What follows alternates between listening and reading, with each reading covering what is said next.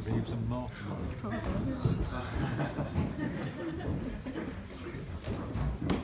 Right, well, good afternoon, ladies and gentlemen, and thank you so much for coming to celebrate with Toby and Rayner on their special day.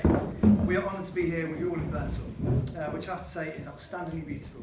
And I couldn't quite believe how amazing Yorkshire was until I came up here just a couple of months ago. On behalf of the bride and groom, we'd like to thank everybody here for making their way to this lovely wedding, whether you've had to travel from across the country or just across the road. The day wouldn't have been what it is if you weren't all here to celebrate it with us. So thank you.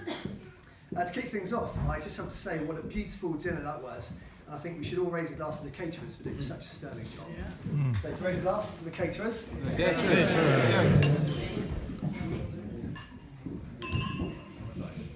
Right, hopefully everybody is getting stuck into the wine at the table. If not, make sure you start now. If anything, to loosen up the joints ahead of the Cayley. It's a tricky job being best man. Part of our pivotal responsibility was helping Toby and Emma decide on a seating plan for the big day. Our initial idea was to use the wedding present list and to put those people who bought the biggest, most expensive items closer to the top tier and work our way back with smaller of a gift. So sorry if you're sitting at the back, but at least you're not the cheapskates who bought a toast rack. They probably can't hear me because they're sitting out the car park. So for those of you that don't know me, my name's Max. I've been Toby's best friend since we've existed, and my name's Charlie, and I'm Toby's older brother. And together we are the best men, and we'll share with you some of our memories and colourful stories from boy through to man he is today. Unsurprisingly, I've known Toby when he was born, and we've been brothers now for a little over 31 years. Over the course of 31 years, you really get to know someone well. I've seen Toby go from an annoying little brother to a slightly less annoying man you see here before you. When you've been friends with someone for as long as I have, Toby and I have, it's difficult to know where to start when you're making a speech about them. So I thought that I would just list down some adjectives, just to get the brain working. So what do we have here? We've got loyal, intelligent, energetic, enthusiastic, long thick coat, typically coloured black and white. No, wait, sorry, these are my notes on Border Collies. From when my wife and I were getting a dog. Although those of us that know Toby will know there's not too many dissimilarities, although maybe not the long thick coat.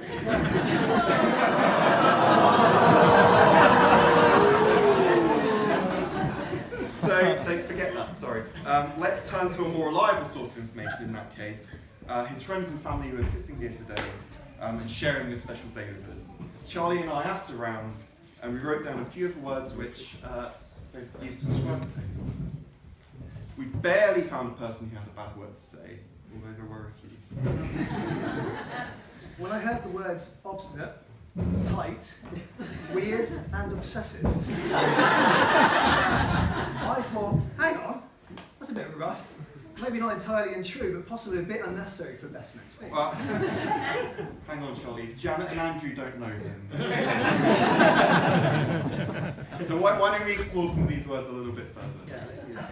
So let's start with obstinate, shall we? So from an early age, Toby has been a stubborn little tyke. He always likes to do things on his own terms. I think it's safe to say that this is carried on through to the man he is today.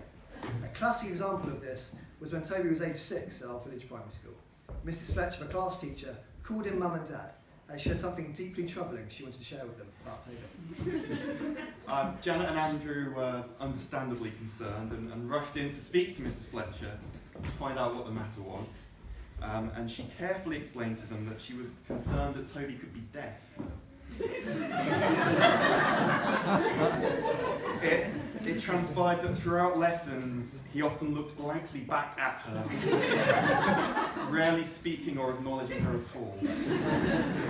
My parents knew full well Toby wasn't deaf, and returned home asking, Toby, when Mrs. Fletcher talks to you, why don't you respond? 6-year-old Toby replied, when Mrs. Fletcher asks me a question that's worth answering, I'll answer.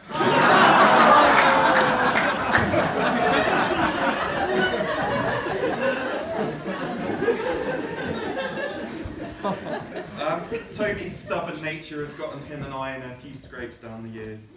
There's one occasion where his stubbornness and refusal to give up, it led to us getting a little bit closer than we might both have liked. We were 19 years old and we were on our first winter trip up to the Highlands. Pretty naive and inexperienced, we loaded up our bags with about 20 kilograms worth of kit, and we set off into the Cairngorms in the teeth of a pretty typical winter storm. 12 grueling miles later, night well and truly upon us, we stumbled upon a knackered old shelter which was basically the same size as a coal shed. And in the face of the minus 20-degree wind chill, our only option was to clamber ourselves inside and spoon for warmth. I'm certain I asked Toby at least 12 times during that day whether it might be a good idea to turn back, but of course forwards was the only way. Right, for the next word, tight. Toby's always been what you might call careful with his pennies. He's a well-established Yorkshire boy from an early age. Sorry. It's all right. We've been on a lot of trips together, camping, climbing, generally exploring, and Toby will always pick the allure of an A9 lay-by to pitch the tent over the comforts of a £5 camping site. £5. Heading off to university, Toby was required to fend for himself for the very first time, away from the safety blanket that our parents offered. It didn't take too long for Toby to stumble across the wonder, that is, farm foods. Lasagna pies, 4 for £1. What could be better, Toby? These and other low-grade delights sustained Toby on the cheapest possible budget, and he safely set aside large lumps of his student loan, which he then channeled into whatever his current obsession was at the time. Emma, I really would not hold out for that honeymoon suite.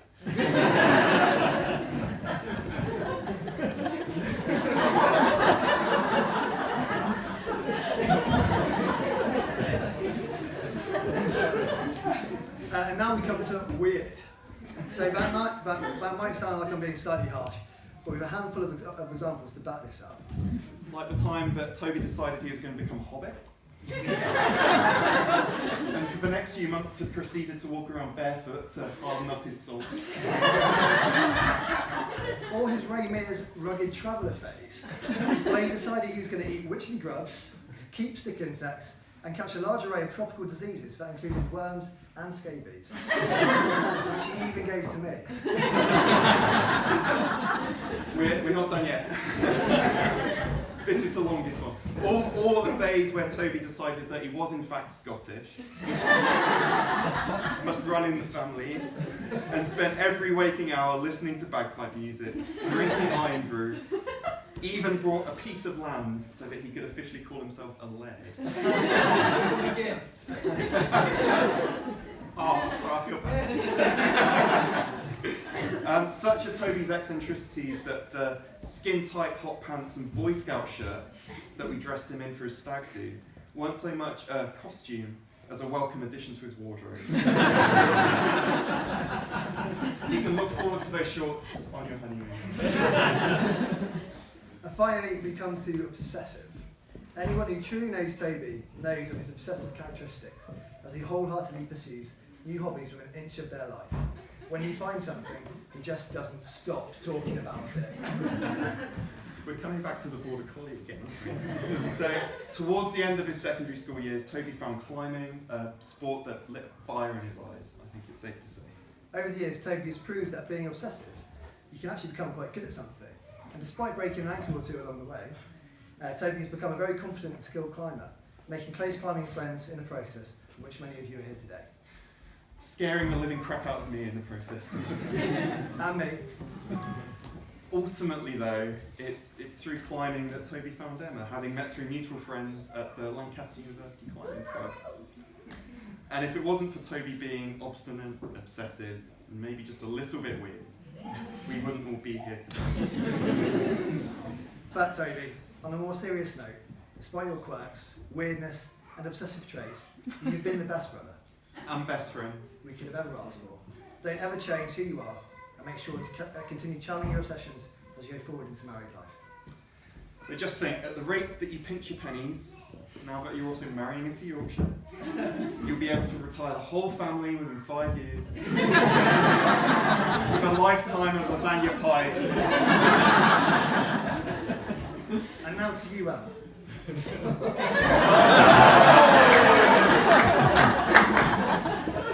You look absolutely beautiful today, as I'm sure we will all agree.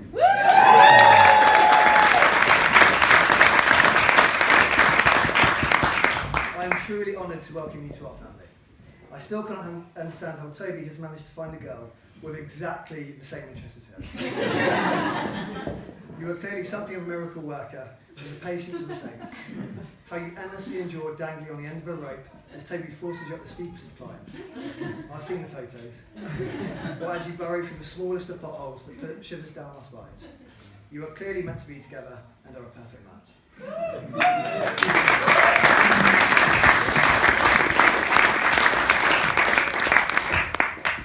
Toby, for as long as I've known you, you've always encouraged me and pushed me to be the best person that I could be.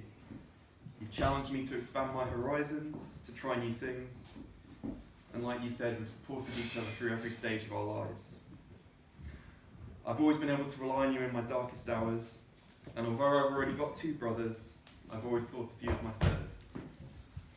Emma, you're a wonderful person and a dear friend. It makes me so happy that you found each other, and I couldn't think of a better suited couple, and I wish you all the happiness you deserve in your future.